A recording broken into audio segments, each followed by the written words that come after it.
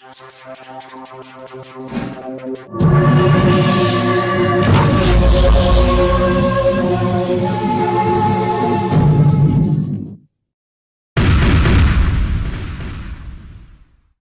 दोस्तों नमस्कार।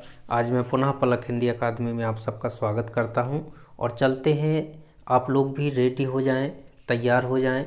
और आज का जो हमारा टॉपिक है वो है भक्ति काल।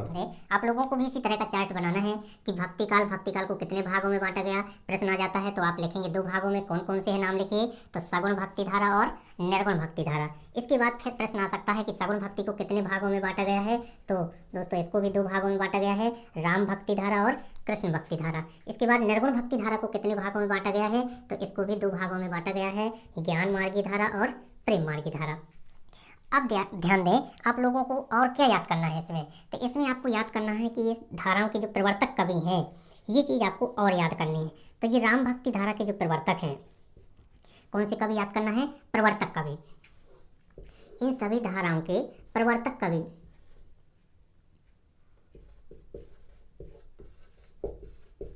कवि आपको याद करना है। तो देखिए, प्रवर्तक कवि राम भक्ति धारा के प्रवर्तक कवि कौन है? आप लोगों को पता होगा, तुलसीदास हैं। और इनकी जो रचना है, इनकी रचना भी आपको याद करनी है। तो रचना का नाम है रामचरितमानस।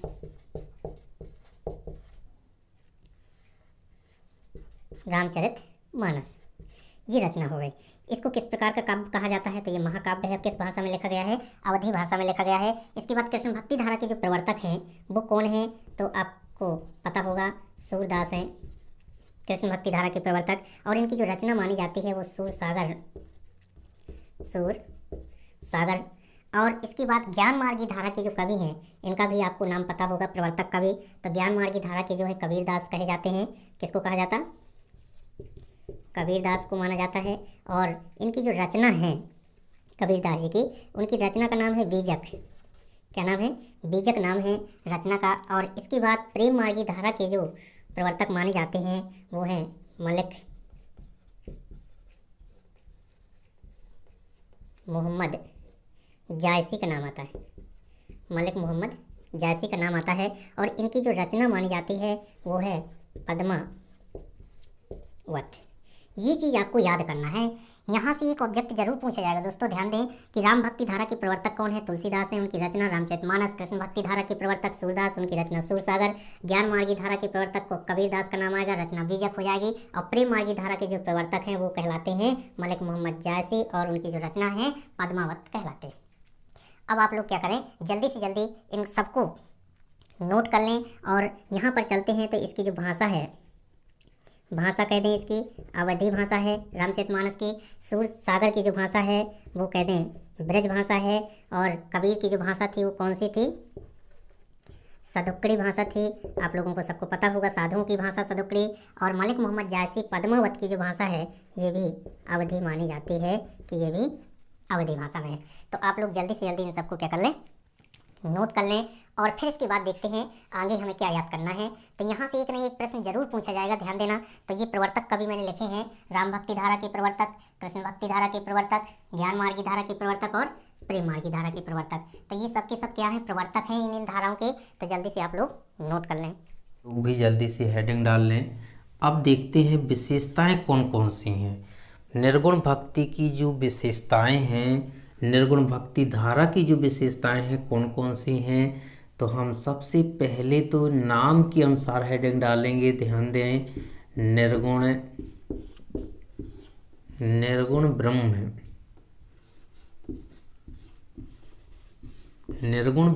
की उपासना। निर्गुण ब्रह्म की उपासना। आपको क्या लिखना है? निर्गुण ब्रह्म की उपासना। आप लोग भी क्या करें, फटाफट हेडिंग डाल लें। निर्गुण ब्रह्म की उपासना दोस्तों किस युग में की गई? निर्गुण भक्ति धारा के जो कवि थे वो निर्गुण ब्रह्म की उपासना करते थे, यानी उनकी आस्था थी निर्गुण ब्रह्म पे।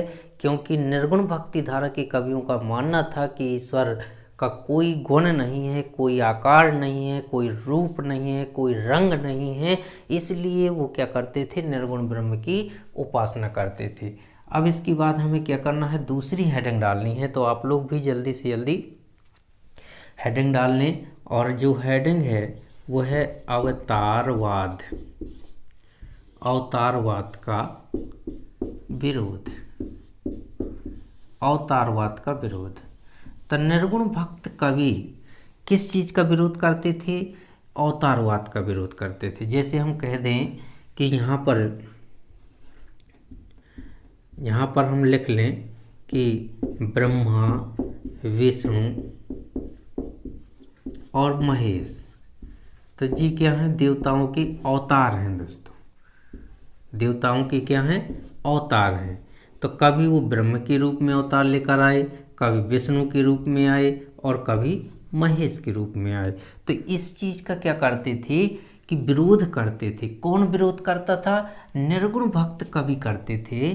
कि जो निर्गुण भक्ति थे, जब निर्गुण ब्रह्म की उपासना की, और निर्गुण ब्रह्म कैसा ब्रह्म है ये आपको पता होना चाहिए कि उसका कोई आकार रूप रंग नहीं होता। तो जब यहाँ पर ईश्वर ने अवतार लिया, कभी ब्रह्मा के रूप में, कभी विष्णु के रूप में, कभी महेश के रूप में, तो फिर यहाँ पर अवतारवाद का इन लोगों ने क्या किया, विरोध किया कि जब ईश्वर का कोई गुण ही नहीं होता है तो फिर अवतार किस चीज का। तो इस कारण से हम कह सकते हैं कि निर्गुण भक्त कवियों ने ये ब्रह्मा, विष्णु, महेश आदि ईश्वर के अवतारों का उन्हें क्या किया, विरोध किया। इसके बाद हम तीसरी हेडिंग देखते हैं क्या है। तीसरी जो हेडिंग है हमारी, गुरु की महिमा है, गुरु की महिमा, गुरु की महिमा। तो जो निर्गुण भक्ति थे उन्होंने गुरु की महिमा को कह दें श्रेष्ठ माना है, और गुरु की महिमा का गायन भी किया है। गुरु की महिमा का उन्होंने क्या किया है, गायन किया है, मतलब गुरु के गुणों का गायन किया है। किसने किया है, निर्गुण भक्त कवियों ने। इसके बाद चौथा देखते हैं। तो चौथी जो हेडिंग है वो है रूढ़ियों, रूढ़ियों का विरोध। रूढ़ियों का क्या किया था, विरोध। तो जो समाज में रूढ़िवादी परंपराएं थीं, आडंबर थे, तो उन सब का इन लोगों ने क्या किया, विरोध किया था। इसके बाद पांचवी हेडिंग डालना है। तो अंधविश्वास भी यहाँ जोड़ सकते हैं कि जो निर्गुण भक्त कवि हैं उन्होंने समाज में फैली हुई रूढ़ियों या अंधविश्वासों का क्या किया था, विरोध किया था। इसके बाद नाम का महत्व, नाम का महत्व, नाम की कहते महत्व का भी इन्होंने क्या किया, वर्णन किया था। और इसके बाद हम छठवीं हेडिंग डालेंगे। छठवीं जो हेडिंग है हमारी, तो जाति पाति का जो भेदभाव है, जाति पाति के भेदभाव का विरोध,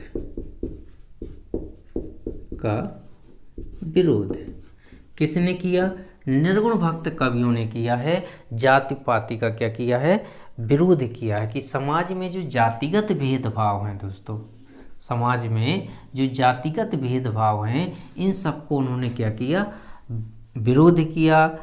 उनका मानना था कि हम सब एक हैं, कोई किसी जाति धर्म विशेष से कोई छोटा बड़ा नहीं होता है। इस चीज़ का उन्होंने क्या किया था, विरोध किया था। इसके बाद जो सातवीं हेडिंग है, सातवीं हेडिंग देखते हैं कौन सी है।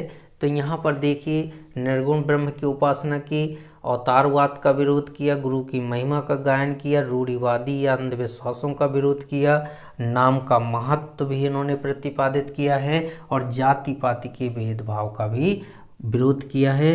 अब इसके बाद जो सातवीं हेडिंग है उसको कहते हैं कि रहस्यवाद की प्रधानता। तो निर्गुण भक्त जो कवि हैं उनकी कविताओं में हमें रहस्यवाद की प्रधानता देखने को मिलती है, क्योंकि रहस्य का देखिए अर्थ होता है छिपा हुआ। तो यहाँ पर रहस्यवादी भावनाएं भी हमें इस युग के कवियों में मिलती है। तो आप लोग भी क्या करें, जल्दी से जल्दी इनको नोट कर लीजिए। हेडिंग सगुण ब्रह्म की उपासना। तो हम पहली हेडिंग डालते हैं सगुण ब्रह्म की उपासना।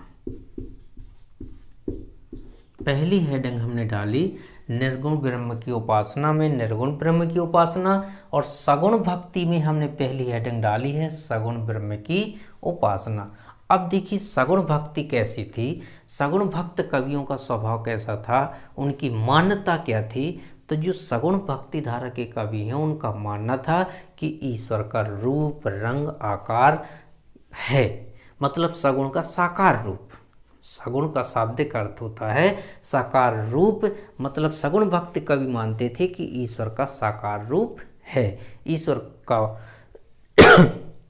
रूप है, रंग है, आकार है, गुण है, जाति है, ईश्वर को प्राप्त किया जा सकता है। इसलिए तो ईश्वर के अवतार पे उन्होंने क्या किया, राम भक्ति और कृष्ण भक्ति दो भागों में बांटा है। तो पहले हमने क्या हेडिंग डाली, सगुण ब्रह्म की उपासना। अब जो दूसरी हेडिंग है तो हम इस पे क्या लिखेंगे, दूसरी हेडिंग में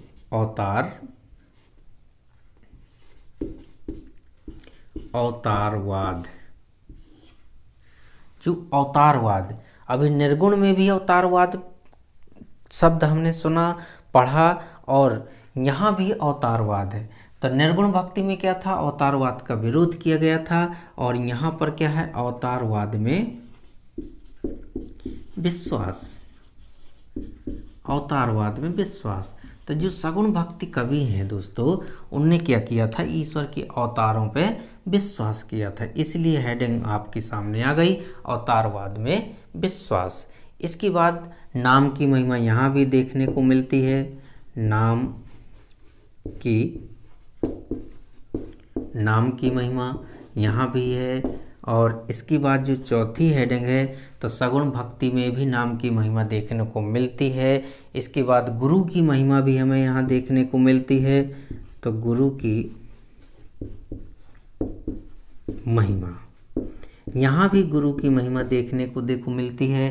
तो सगुण में भी गुरु की महिमा, सगुण में भी नाम की महिमा, निर्गुण में भी नाम की महिमा और गुरु की महिमा। निर्गुण में निर्गुण ब्रह्म की उपासना, सगुण में सगुण ब्रह्म की उपासना, निर्गुण में अवतारवाद का विरोध, सगुण में अवतारवाद में विश्वास किया गया था। ये चार हेडिंगें आपकी एक जैसी हो गई। अब इसमें देखते हैं भक्ति में महत्व। भक्ति में तो ईश्वर की भक्ति पे क्या किया गया था, महत्व दिया गया था।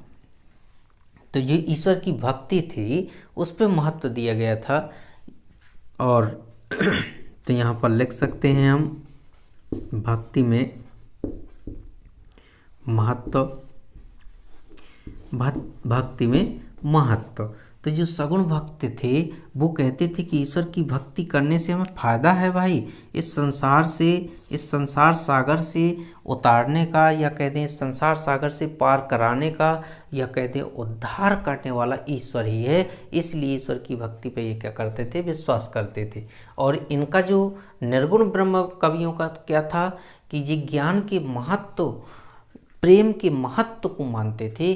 ज्ञान और प्रेम ये ही है इस संसार सागर से का तार या उतारने वाले, पार करने वाले।